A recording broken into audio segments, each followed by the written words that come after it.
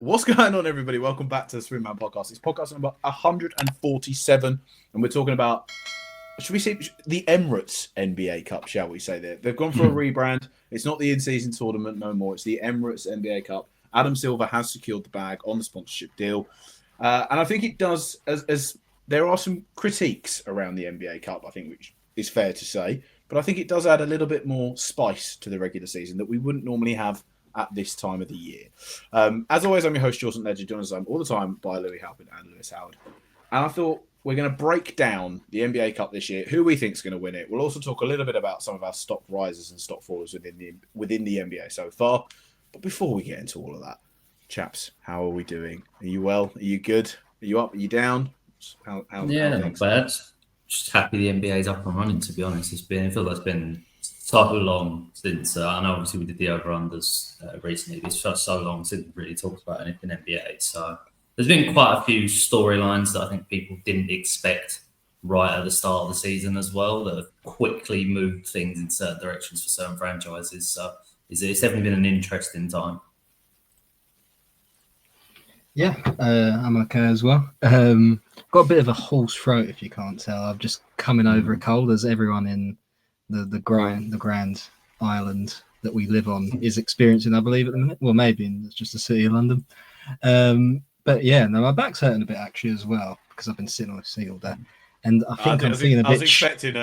I was expecting like an NBA, like I'm carrying a team's joke. I thought that's no. I was going to actually say I was feeling a bit like Chet after his well, probably not as quite as bad as Chet, no, but yeah, I'd probably say not as bad. No, but yeah, I'm all good. How are you, George? I am. You ask us. Shall we say? We never ask you. It's very true. It is very true. It's always the way. But that's the life of the host. I should say for it. I mean, I'm a bit sad that the Sixers suck again. Well, we might see that. We might see that come back in now. Now that Joel's back, I think he's slated to play tonight against the Knicks. And Louis, I think you've lended us into a perfect segue there to discuss probably, I would say, the game of the night. I don't know if any of you would disagree with that. Knicks up against the Sixers, potentially Embiid's season debut. Paul George now had a few games under his belt. I think the Knicks look really, really strong. Towns has come in and I wouldn't say it, but you could put him up there for sort of best player of the year so far. I don't think he'd be there, but I think a lot of people would. I think there's one person there's one person that's a million miles ahead of the moment. Yeah, there is, but you can have him in conversations. If the first 10 games of the season, he has been very, very good for He's played very well, yeah. Yeah, he has. And in terms of like fit and everything that's come around it, like Brunson's taken a bit of a back seat. He's allowed Towns to kind of be Karl Anthony Towns in that respect. This game tonight, how do you see it playing out in terms of Knicks Sixers? I don't want to get bogged down on this. I want to talk about the cup in general. But do you think sort of Embiid's going to come in and it's going to be fine, or do you think he's going to look really sluggish? The Sixers are just going to get absolutely taken to town? Or well, to be honest, the problem with the Knicks at the moment is I don't know what their defensive rating is or where they rank in the NBA, but it definitely feels like with Cat being in, even though he's been unbelievable offensively for them, they have taken a bit of a step back in that regard. And I think it was you the other day, George, was telling me how the opponent's field goal percentage on Cat in the restricted area. I know it's like a very, very singular statistic, but it's like 90% or something insane. And I do think that they are in a stage of figuring it out with him compared to last year where maybe they were more of a cohesive unit. But they will be because obviously he's new and there's going to be some time to gel there. But when you see that and you see Embiid coming back, you think, okay, if Embiid's coming back now, even if he's going to be playing limited minutes, I don't know, I haven't read into it. He should be having a big game, and he needs to have a big game because, as we've seen, he wants to obviously not play back-to-backs. I know people had a lot of arguing back and forth over that, but the fact of the matter is the Sixers at the moment, just when he's not there, have not been good in the slightest, then they will not be able to have a good season. Unless and when I say at all, I mean like looking at going deep in the playoffs, obviously. He's going to have to play a lot of games for them to be a good seed because otherwise it's just not happening. And then the potential gauntlet that they'll have to play when he's back, maybe he would have wanted to have played the games anyway. So it's definitely a strange balancing act there with the Sixers, but I'd expect if he's playing today against the Knicks, if him to have a big game. I'm going to choose to kind of reserve my judgment on the overall Sixers as we speak, considering we just can't say what they'll look like with a full team because we haven't seen all three of them play together. So it's kind of difficult to say, like, late in playoffs, this is what they're going to look like because we just haven't seen them play and how well it's gone. I think it has the potential to be quite good once all are fit. Yeah.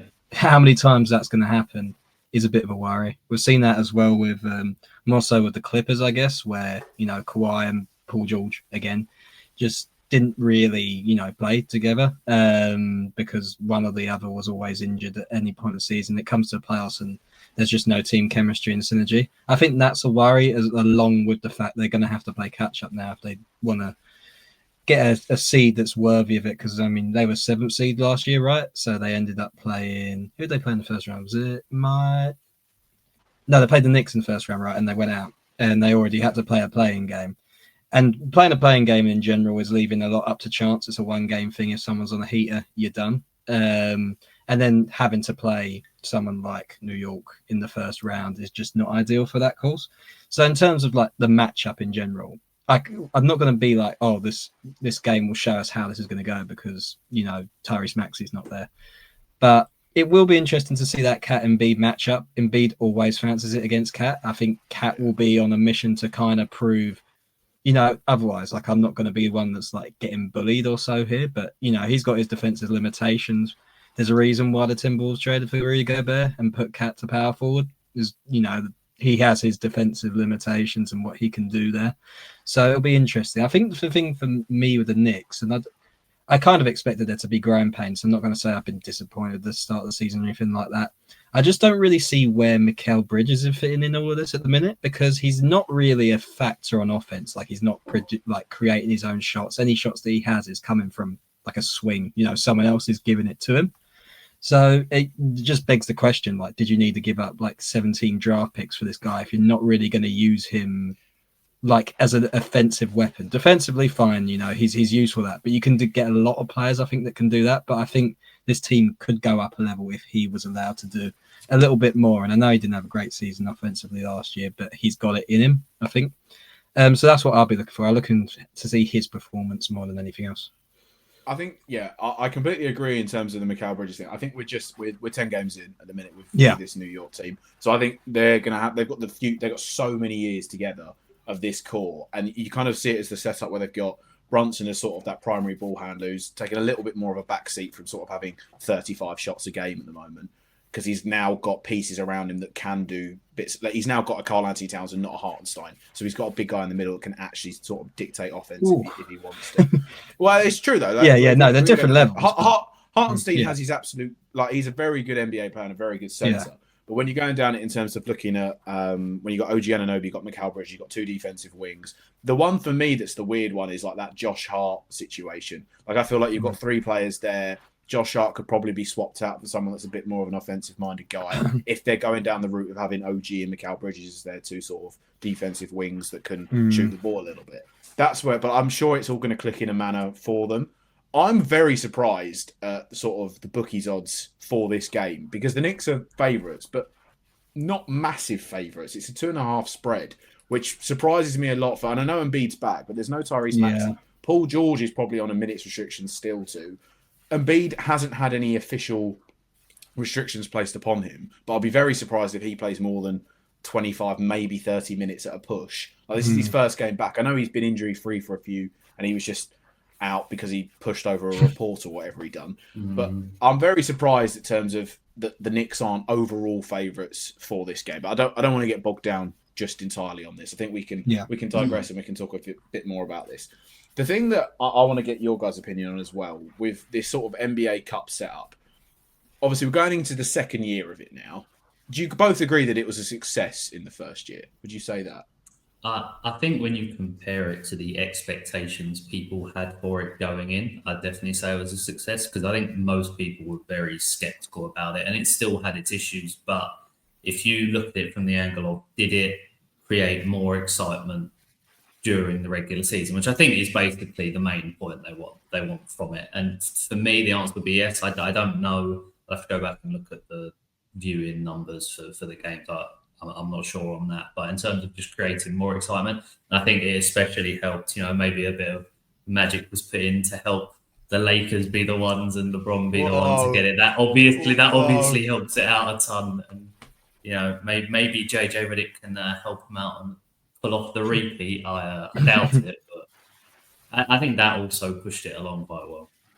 I agree. I like the different aesthetic, with the different cults, even though some of them were terribly ugly. Yeah. But yeah. So I liked that aspect. They kind of differentiated it a little bit more. I think if I would try to remember regular season moments from last year, I feel like a lot of them would come, or at least a few of them would come from those in-season tournament games.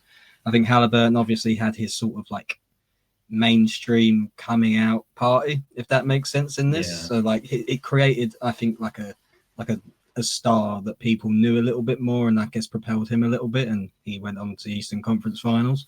So I think it done its job in that way. Obviously, the sponsorship comes this time, so it's a moneymaker in that aspect. I was surprised it didn't get its Amazon Prime thing. I thought it'd do something like that, where it'd be these games are specifically on a broadcast or whatever. But I enjoyed it. I agree with this. I think it added some spice to the regular season, which is otherwise not there. But you still have the doldrums of post All-Star, and that's never really going to be solved. But I enjoyed it personally, and I think no one's ever going to recognize it as a ring or a trophy or something like that. But maybe within a couple of years they will do. Yeah, I think if you keep playing it and you keep sort of banging the drum, it will automatically just gain a little bit more of an edge. And I think the players do care, primarily because of the money involved in it. Yeah. But I think the fact that everyone talks about it and it's being spoken about as much as it is today, obviously we're recording this off the day of the NBA Cup. I think that speaks volumes in terms of that these games would just be run-of-the-mill. We're only 10 games into the NBA season. No one really cares. I know we talk about All-Star and that being sort of the mark that then afterwards people switch it on, and that's when we start to focus about it. I'd actually argue at Christmas, it's quite obviously NBA at Christmas is a huge deal every single year. But having this sort of a month, 5 weeks before Christmas, it adds another little factor of, all right, we're 10 games in. We've seen roughly how NBA teams are going to shake out. And it's good that there is some competitive edge on the league already that then runs us up for this, I think. One thing I will add to what you're saying is I would, as an improvement aspect, I wouldn't mind there being, I guess, a bit more incentive of winning it other than the cash that the players get. Maybe a later season thing where I don't know, some type of seeding benefit or whatever, I don't want an automatic you get in the playoffs or something like that. Not that I think a team who is outside of the playoffs would probably win the NBA Cup. Yeah. That'd be quite strange. But I wouldn't mind seeing something like that added to it, because it could add an extra bit of incentive. And it's then because Lakers won the in-season tournament, and then it's just not really spoken about since, if that makes sense. If it's a thing they won the in-season tournament and they get to do this, I think that could add something a little bit more to it. Yeah, I agree. I mean, have either of you watched Starting Five on Netflix yet? No, I haven't actually. It's on my list. So on there, they had a segment where they're following LeBron around, and obviously it's probably built in for the narrative of it, but their whole ethos is that you've got a lot of players that are obviously two-way deals, G League players, $500,000 to them. To LeBron James, it's pocket change, but to them, it's genuine life-changing money. So, when you saw him and AD take it as seriously, primarily to get money for some of the younger players on that team, it does put a little seed in your mind that what some of the sort of veterans on these teams probably are thinking about around the league for it. But I agree. I think it's finding that right reward that isn't too sort of overbearing on the league and makes it ridiculous come the postseason if some teams already won the IST. Or the NBA Cup, shall we say. That's the tricky part I think they've got. I don't know how they'd do it. I don't know if it would be you're guaranteed a home court on your first playing round or your first playoffs, but I still think that home court in a playoff series is too much. I think in a play-in it may be worse. But like we said, I know it happened sort of they were falling around it last year, but how many times is a team that's going to win the NBA Cup potentially not even going to make general playoff round seedings? And it'd be very I think the incentive would have to be outside of actual basketball games. I don't know what that would be. I don't know. Maybe do something with draft picks or compensation. Yeah, potentially. It'll be outside of basketball, I think. I think it should be a season thing. I do think there should be a playoff benefit for it. I can't figure it out. There'll be someone smarter than me. They probably thought about this, right? They can't have not had this conversation. But yeah, I just think it'd be nice because you get that in season one, they've won. No one else speaks about it for the rest of the year. If it's like a thing that you can refer back to, like, oh, they won the in-season tournament, I just think that would make it feel a bit more important. In any case, I can't remember the schedule of it last time, but obviously we're starting November 12th is the group play start date, and it runs up until December the 17th, and that's when the championship is held. And obviously, the knockout rounds begin on the 10th of December, so you have a week of knockout rounds, a week before Christmas. So I think, again, in terms of a viewing standpoint and people talking about it, that will get spoken about a lot. And then it ends on the 17th, and then you've got a week until the Christmas Day games. And the Christmas Day games are always huge on the NBA. So I still think players that are going to want to be making a name for themselves, they're going to target these games a little bit more. There is still an added edge on these games than a regular season one. So I know you are arguing about what the reward should be and the incentive, but I think $500,000, and it's not even if you win it. Like if you reach quarterfinals, it's 50,000, 100 if you reach the semis, 200 if you reach the championship game, and then also all of that money trickles down to the coaching staff. So it's not just players' incentives; it is also coaching staff. I do think it's more towards the later stages of it that people actually start taking it seriously. Though I will say, I know there are the incentives you've named, but I do think it does. Or last year it did take maybe because it was first season as well. It took a while to get up and running, but.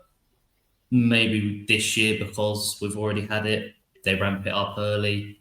I'm not sure, but one thing it does do, which you did point out, it does break up the season a bit, as you say. It ends and leads right up into the Christmas game, then All Star and everything kicks on. So it's not a bad thing. It's an addition. So that's, I think, the best way to look at it. It's an idea from the NBA to try and grab some of the viewership that the NFL dominates in this time of year. Is essentially it, because no one will care about the NBA in this time of the year up until the NFL season runs out and Super Bowl's in late February. That's where it's going to be for it. But I'm happy that it's here because it's something different. It's something exciting.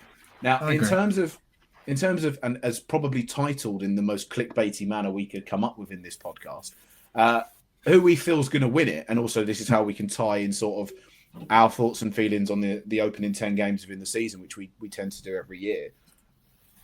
Where's your money going, quote unquote? Like if you was going to put some money on a team to go and take the NBA Cup, are you going to go with the team that's currently undefeated in the NBA? Are you going to go for the Cavs, or are you going to go someone a little bit different? Where you go? I mean, at this point, it's basically just pick a random one you want, really, that are doing quite well. Because I don't think anyone's going to pick the Cavs anyway. So go on. Yeah, I'm not unsure about picking the Cavs, to be honest. Because to me, I think when I was trying to think about it yesterday, it's basically anyone within this sort of like range of games that we're going to have from here to December this month that are actually going to be healthy. And like a lot of teams, like you could pick the Thunder, who have been amazing, but now they've got Chet out for all of those games. He won't play in any of them, and longer actually. So then you're like, maybe that will affect them in like one of these off nights. But the Cavs, they look to be, pretty healthy. Obviously, anything can happen at any time, but they're firing on all cylinders. I don't know why they wouldn't be. They're probably like a good odds. I don't know if they do. Yeah, the main thing I was saying was it's a bit boring, basically. As well. Yeah, it is. I was going to say the Celtics. Point, you can do all the analysis you want, but you just basically just picking a team you think's half decent, really. There's a bit more up to it. So, if it was me and I just wanted to throw one out there, I'd basically just pick a team who has a player that I quite like that's playing really well at the moment. So I'd just go with the Suns, just because I think KD's been one of the best players in the league so far this year. And I've always been they're pretty big KD fans, so I'll go with the Suns. That's a good one, to be fair. And they've got the crunch time players as well, because I feel like a lot of these games kind of go quite close just because of the nature of them. So when you've got some crunch time guys, because the Cavs is the boring one, I agree. I was looking at other ones. I thought the Grizzlies might be a decent shout, just because I feel like Ja Morant's really going to want to he's really going to want to like replace himself where he was a couple of years ago. Where he was seen as like one of the next big things, especially in terms of like American players. I think that kind of title's been a little bit taken from him by Anthony Edwards. So I think this puts him, I guess, at a bit more of a mainstream level, and they've been quite good so far. And Jar can, make those clutch time sort of like shots and stuff like that. I thought about the Kings, maybe they've been kind of okay, and they're one of those teams where you're like, oh, maybe they'll try, to win these, but it's all, it's all kind of random speculation. I kind of agree. It's just like who you think is good. I do like the point you're saying, though, about people having extra motivation for it, because if there's one thing I can promise you, is that Kevin Durant does not care about the NBA Cup in the slightest. So maybe in that case, I wouldn't go for the Suns, but I'm just picking around. Well, you said who? So who's on the next season starting five? They did confirm this the other day. They did. I can't remember who it is. It wasn't as good. I remember there was a little bit of backlash. Because it wasn't as enticing as the other one. Let me have a quick little look. The Warriors is a good shout. They've been very good to start. I mean, we're kind of crushing on to stop rising and stop falling at this stage as well. So yeah, we are a little bit. I know people were saying the Warriors had an easy schedule, but then they want to beat Boston. So the season two roster is Kevin Durant, Jaylen Brown, Tyrese Halliburton, James Harden, and Shai Gilgeous-Alexander. So they've got camera crews with them all right now. Okay, I'll take you back then. Yeah, KD for starting five on the NBA Cup. So I think KD's got a calf strain, so he's out for like a week and a half, 2 weeks. So he'll be back in plenty of time for anything in terms of that. I think, like we said, I think OKC are not in a sort of worried state, but I think Chet was their size and length. So I know Shai put up like 45 last night and an obscene amount of steals, but he's not going to do that every night. So there's a weird thing. I just don't think the Celtics do it, even though they're quote unquote not the best record, but they are the best team in the NBA. Yeah. I've got a weird feeling this could, like, if Anthony Edwards just bought into it, because that's his main thing. I just feel like he doesn't give a shit about most things. If he buys into it, this Timberwolves team looks outrageously good at the minute. There's them. I don't know. I have a weird feeling with the Mavs. I just think like Luka this year kind of wants to. I think going into it, I think as well, you can almost see it as that sort of springboard factor, which is what I think. Like in England, how we have the Carabao Cup. If you can win the Carabao Cup, it's normally like you win that. It's a point proven. You can then go on and you win the main thing this year. You go on and win the Premier League. I've got a thing with how they want to see this and how the NBA wants to view this. I think if Dallas can go in there, take this seriously, show the league that they can win this, because although people can say that players don't care about it, come that time in that final game, if you're there, you want it then. Like you really want to beat. Oh yeah, you want to win. That's what I was saying before. I've just got a thing with Dallas to win this, and I think they've got some really nice. Clay's come in and has looked a lot better than I think people thought he was going to look. Because especially how he looked at the back end of his time in Golden State. The Clay one's an interesting one, though, because I think, as many people have pointed out, people have overanalyzed that to the moon and back. But Clay, although there were moments where he did look like very bad in the Warriors team last season, he was just putting up generally numbers maybe slightly worse than he used to, offensively at least. Obviously, defensively, he's taken a step. That's what it is. People, I think, overreacted to the Clay's wash. He was just, he's just not the defensive player he once was. But still, if it comes to just catch and shoot threes, he is one of the best players in the league at it. So yeah, I think I'm agreeing. I don't think it's a coincidence that the Warriors look better without him. If I'm honest, now they put in some like athletic defenders around some of those guys, as opposed to someone like Clay, who, he can't really defend anymore. But in that sort of Maverick system, he can do. He's catching open 3-pointers and he's going to score them. And Kyrie's been very good. He was very good yesterday. I've not been that impressed with him, if I'm honest, to start the season. And I think that's fair. But usually that's how like Lucas starts. If I'm honest, he's never very much in shape as they start the season. But you say about a springboard to win the championship, maybe winning an in-season tournament can have some bearing on an MVP conversation, which is being clearly won by SGA at this moment in time. But there's obviously plenty of opportunity and time for that to change. I think that's a fair statement, isn't it? I personally, I don't agree with that, to be honest. Really? Who's you say Jokic? Or... I think Jokic has been by far the best player in the NBA. He won't win it, though. He won't win it. I agree. And to be honest, I picked SGA, and I think SGA is playing Yeah. amazing. I think Anthony Davis in the first 5 or so games was Well, the best yeah. player in the league. You throw him Yeah. in it. Obviously, you can't put Giannis in it. He's playing well, but the Bucks are terrible. So, but Jokic leading the league in rebounds and assists, along with averaging his highest points, steals, and blocks, shooting 55% from three. He's genuinely insane what he's done in these 10 games. They're all going to go down as the season goes on. Obviously, it's only been 10 games, but what he's been doing, especially when you consider after the first 3 games, everyone thought, oh, okay, the bench is terrible, which it is, to be fair. And Jamal Murray was playing really badly. The Nuggets are going to be crap, and then, oh no, they're fine again because Jokic is putting up historic games. And I will say, another person who deserves a shout, although I said KD earlier, George said Kyrie. Kyrie's been immense this year so far, whilst Luka has been struggling with efficiency. He's had some... Yeah, his shot's not been there. Games. His shot's not yeah, been well, the shot's not been there, basically. Yeah. Well, the shot selection's been terrible. Yeah, but I think that's somewhat part and parcel of Luka sometimes as well. He just takes those shots, but he makes them a decent amount of the time. But I think you got to give Kyrie a shout out there as well. But as I said, for me, Jokic would be my pick for who's been the best so far. But SGA has been immense as well.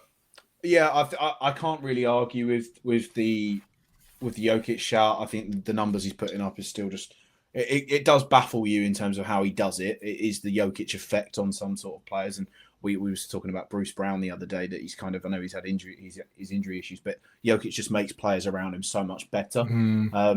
I still think that, obviously, this is an award that's given out over 82 games. I still think that this Dallas side and Luka are going to slowly grow in and get better and better. And yeah, 100%. At the end of the day, MVP award's all about narrative. So whoever ends up kind of over the course of the season ticks along nicely, they'll end up winning it. I just think that at the minute it will be Jokic, but then the narrative of it is that, oh, he's won it so many times already. Let's give it to one of the new guys coming through. So I think that there's going to be part and parcel to play with that one. I think you have to add as well, even though I say, Denver are fine, I do think they are going to drop off a little bit based on how their bench has looked. So I think I think I said in the group chat not too long ago, that they'll put it like the 4th seed or something. And if the Thunder are the 1st seed, then that's probably going to be the difference if SGA and Jokic are both playing immense. I don't know how we got into this conversation, sorry. I forgot what the initial question was. I think we talked about it in season tournament. Yeah, but I think you just brought up SGA being the best player in the league, and that just set it off. Yeah, no, fair enough. We were talking about Jokic and Murray. I think the Murray question is they're completely locked into that team, right? The Michael Porter Jr. is not getting traded. That no one's getting that. No one's getting Aaron Gordon for that money. I think it's sort of they're locked in for this year. I'd say if they don't reach the finals, they'll probably look to pivot and trade that team away at some point. Murray worries me, if I'm honest. I think, is he hurt? Is he just he's not usually like a regular season type of player? Or is he maybe, I don't want to say declining because I don't know how old he is, if I'm honest, but he's not been very good for a while. I think now. He's like 27, Jamal Murray. I think he's got a lot in the tank still. Yeah, but this team's entire success is basically dependent on whether he gets up to scratch. Just an interesting one to keep an eye on, of course, because they could be 4th seed. They didn't start off the season well. Their bench is terrible, but really, I don't think the bench will matter that much if Jokic is there and Murray's actually playing well. But if he's not playing well, it becomes a little bit. I think it's more and Gordon's injured as well. Thing. Yeah, I think it's more of a regular season thing with the bench. Come the playoffs, obviously, when you go to your 7-man units, it's not as bad. I still think it will make a difference, but as you say, it's mainly a lot of people speculate with Murray with the injuries. Has he lost a step? Has he not? I think it's too early really to say, but obviously in the series against the Timberwolves, he didn't play as well as he has done in the playoffs before, where he got that moniker of being a player that elevates in the playoffs, which he is. So that'll remains to be seen. I will say what we have started seeing the start of, and I know this is almost like similar to the whole Ben Simmons is back sort of thing, is what is Russ going to give to the Nuggets? I think people are very split on that. Some people think that we've seen him at multiple teams now, it's not going to happen, and others will say he can offer teams something if put in the right situation. And I will say I think we've started to see when him and Jokic are on the court together, they're working it out as games go by. There's been a lot of Russ, giving the entry pass to Jokic and then cutting to the basket. A lot of crashing, like they do with basically their entire team. A lot of movement, get defenses moving, and I think as the season goes on, they will get better, and Russ will have a place in this team. How much that will help them in like a playoffs, for example, I don't know, but I think it has been encouraging some of the things we've seen as the games have developed. Yeah, I agree. I think he's been quite decent. Sorry, that was a complete tangent. I just wanted to talk about the Nuggets for a bit.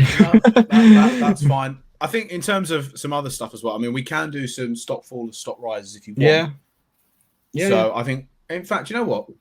Let's bang them back out again. Let me just. Whoa. Yeah, production value still off the chart right there. Stock rises in the NBA, Louis. Then I feel like you've kind of you're pushing the goat here, so let's go for it. Let me have a look at my notes. Actually, I don't need to look at my notes. The Cavs. Yeah, I mean, we talked about them a little bit before, but I have basically to try and be a bit more methodical about this than we were last season. Methodological. I've done like a ranking at the start of the season in terms of like who I like most likely to win the league, like least likely to win the league, and then I've done it again like a day before we done this.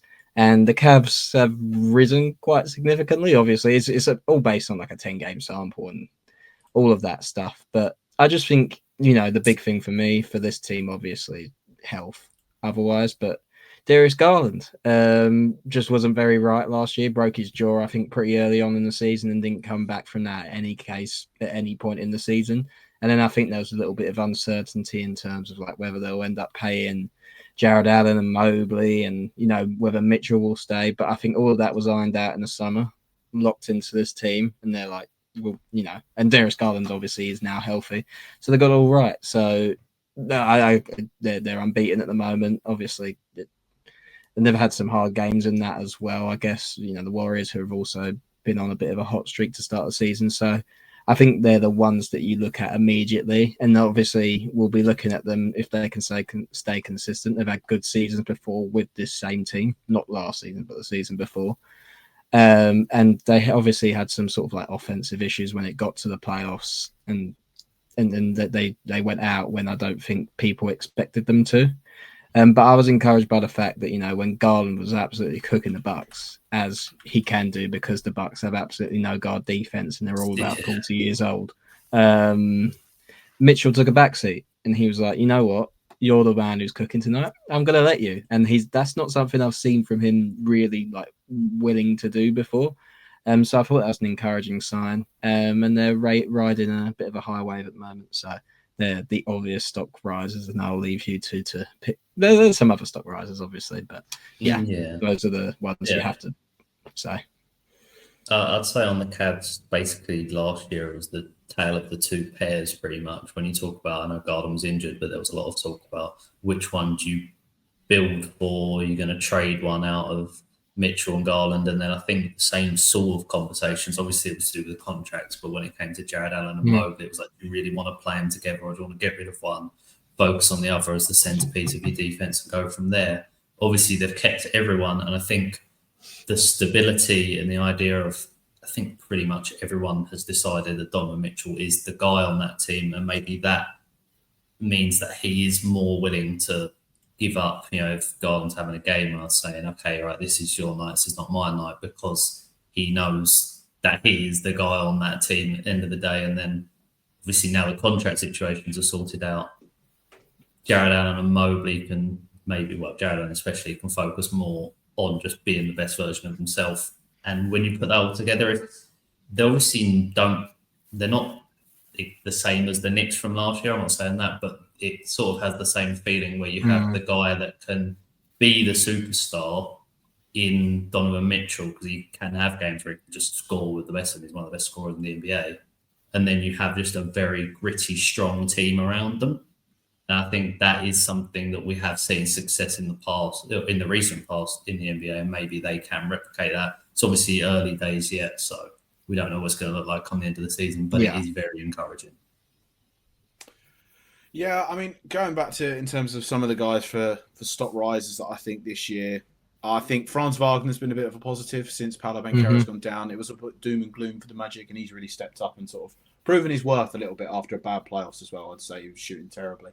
Karl Anthony Towns is the obvious standout to me. I think there would have been a lot of excuses that could have been made for if he had a bad start in New York in terms of this is Jalen Brunson's team. There's a lot of changes moving on. This is a lot more sort of a grit and grind team that he's probably been used to. But I've been, and obviously, as someone that isn't his biggest fan in previous years, I think he's looked very, very solid in this outfit under Tibbs. I think as well, like Kevin Durant, I know he had that calf strain, but the way he's been playing and everything gets spoken about LeBron at his age, and obviously there is a sizable gap in age. I think it's 4 years, maybe 5. But Kevin Durant, at the age that he is, performing in the way he is just another freak of sort of the athlete that he is in terms of his stature within the NBA and how good he's been. I think in terms of anywhere else from there, I think apart from that, the rest of the league has kind of been as I'd have thought of, apart from some of the stock fallers, shall we say.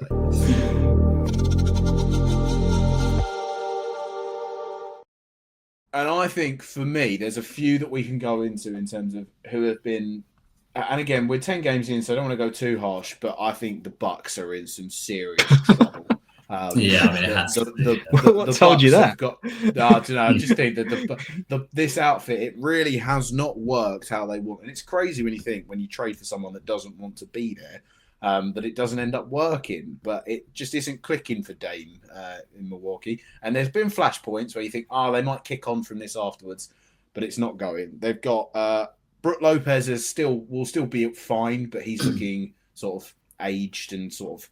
He's looking his age, shall we say? When we talk about, you could say that about every member of the team, if you're honest. I'll go to the actual one where you've got Chris Middleton on a player option next year, earning I think 37 million, and he can't play more than 2 games a week, which is a huge issue. And there's no doubt in Chris Middleton's talent, but in the NBA you have to be able to do it sort of 2-3 times a week, and he just cannot do that. So they're never ever going to be able to get into a rhythm ready for another playoff run.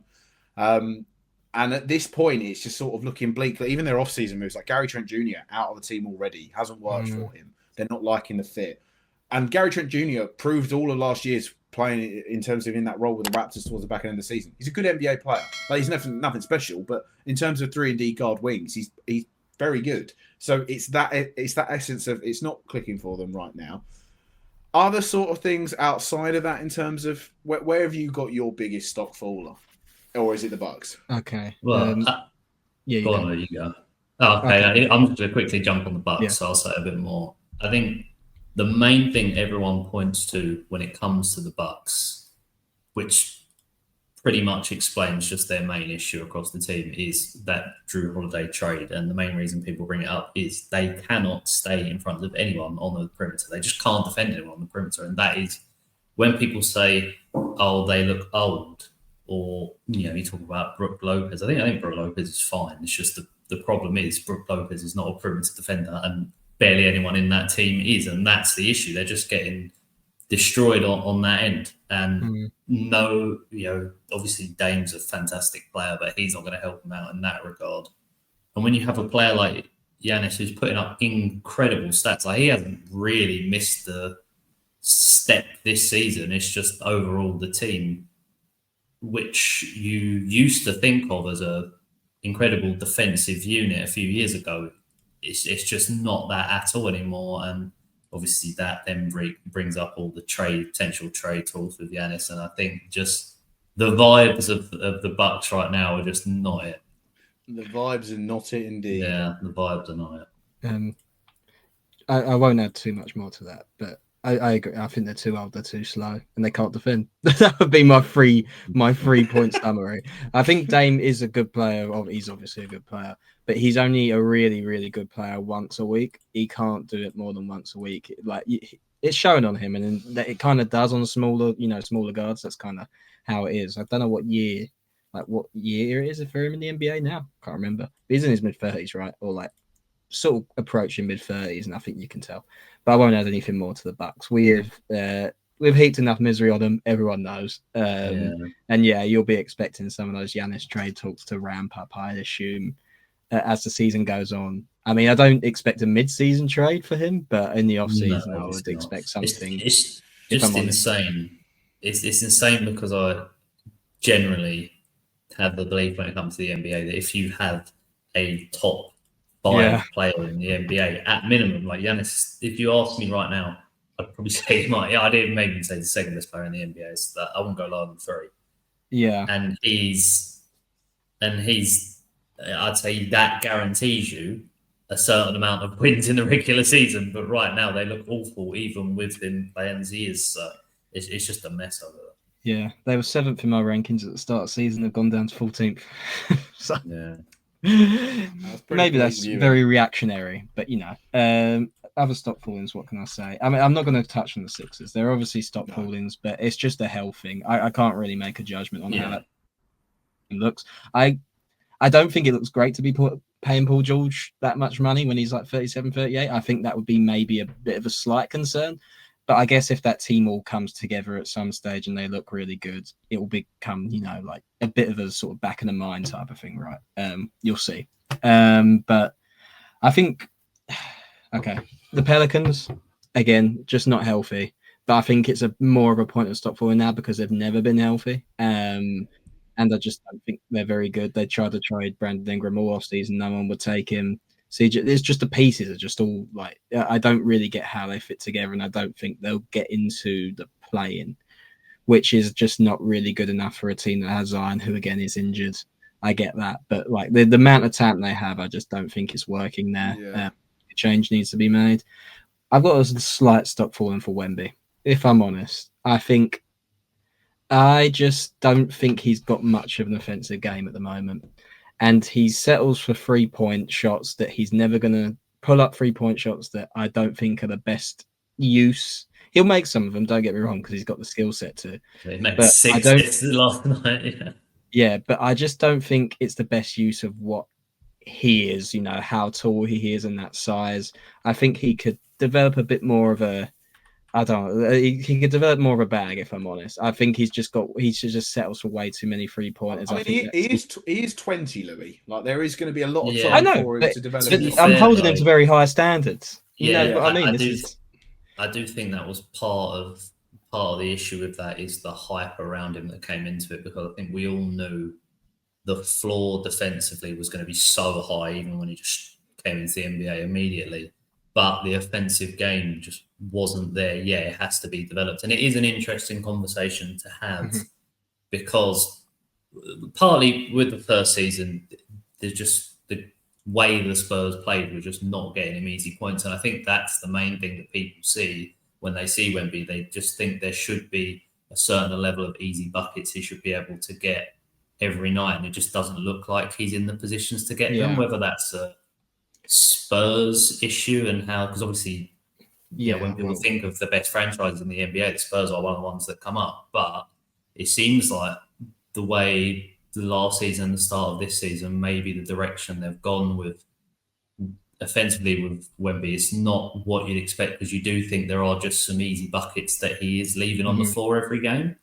And I know people have made the comparisons of, is he playing like a centre or is he playing like just a very tall forward in the shots he's taking, and maybe that should be transitioned away from that and more towards how they're not traditional big, but how a big should play, and maybe that'd get him a few of those extra 3 points.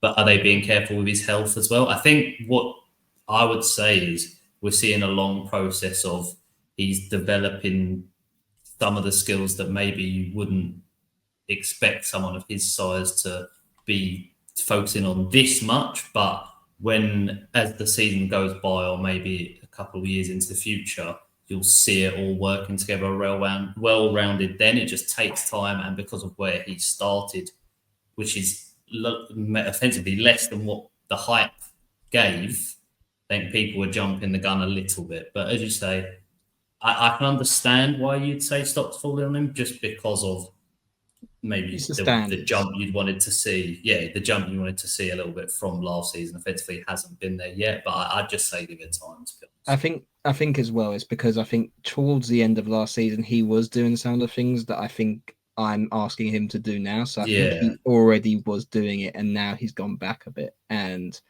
I don't think we can really blame like a point guard situation this year because it's got Chris Paul, who has been decent and can get in positions and spots. But I think he just settles too much for 3-pointers right now. And I think a lot of his points come from sort of rim running and transition. And I think he can do more with like the unique, just the body that he has, basically. It is a minor one. I did say it was a minor one. And my last one is just a completely stupid point, but it was Jason Tatum said he didn't care about not playing in the Olympics when everyone was booing Steve Kerr. I thought either that's a barefaced lie or you actually don't care, and I'm not sure which annoys me more.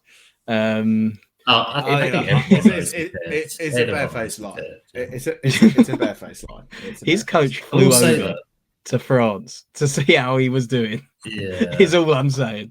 But we talk about mentioning the players before, like Jokic, SGA, KD that played well this year. Tatum is another one that is playing very well at the moment. Yeah, so I think he's in that conversation too. So, but as you say, he's definitely lying about. He didn't play that well against the Celtics. I was expecting a revenge game. I was expecting, let's sink the dagger into this guy. You don't want to play me. I'm going to show you what I can do. Maybe he doesn't care that much, and maybe that's why he didn't try for that, because he's more about the team right now. But I'd have liked to have seen that from him a little bit more. That was a very minor, stupid point. But if anyone else has any stock fallings, please feel free to let them fly. You've kind of covered the ones that I was going to speak about anyway, so I'm all done. I had a little bit of something on the Kings, but they've actually their fit looked a bit weird. But then, like the game against the Suns, they look really impressive in that. So it's just they're just going to be. I think they're just finding their feet in terms of it. Obviously, it's been a two-man game normally before with Fox and Sabonis, and now they've got a DeRozan that they can piece. Yeah, they're shooting 30% from 3-point range, but they're still like 11th in offensive rating. So once that that shooting percentage comes up even like to somewhat of an average, I think they're going to be quite good. Is my personal take on that one. Indeed. I think that's going to do us in terms of where we're at. A little 45 minutes. We've gone through, so let's just check this off. We've gone through the NBA Cup and who we think is going to win it and our feelings on that. The sorry state of the Sixers that we are right now. I think that's going to be sort of a progressive theme throughout the next few weeks and months, sadly. And then also some of the NBA stock rises and stock fallers. And I think, hey, if you want that in a 45-minute little package for the NBA podcast that you're listening to, there you go. We've sorted you right out. What I will say is, if you have made it this far, please leave a like on the podcast wherever you're watching this. If it's on YouTube, if it's on Spotify, if it's on Apple Podcasts, wherever it is, it would help us out more than you could possibly imagine. And if you are on YouTube, drop a subscribe to us if this is the first time that you're listening to us. I will have some So Rare content out as and when I can. Obviously, there is going to be some big deals on with the Emirates NBA Cup on So Rare and the daily stuff that they're doing this year.